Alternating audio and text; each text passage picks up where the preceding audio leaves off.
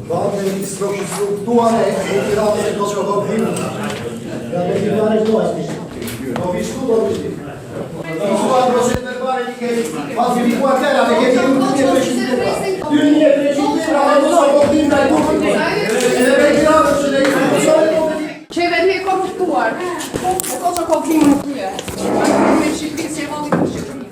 Ka qenë ky reagimi ashpër i Gjergj Thimios, drejtuar prokurorit që kërkoi dënimin e tij me 9 vite burg për akuzën e vjedhjes dhe trafikut të ikonave kishtare dhe veprave të tjera të artit. Regjistrimi audio i deklaratës së të pandeurit u bë në mbyllje të seancës gjyqësore, pasi kamerat nuk u lanë deri në fund të leximit të pretensës nga përfaqësuesi i akuzës.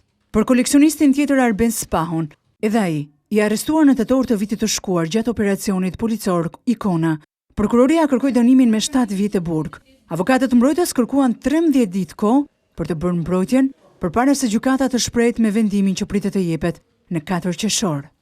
Gjergj Thimio dhe Arben Spaho akuzohen se në bashkëpunim kanë nxitur vjedhjen e qindra ikonave të artit nga kisha të ndryshme të Shqipërisë dhe jashtë vendit. Në konkluzionet përfundimtare, prokurori Ervin Karança tha se është provuar edhe trafikimi i këtyre veprave jashtë vendit dhe se prej 7 vepra janë përfituar 80.000 euro.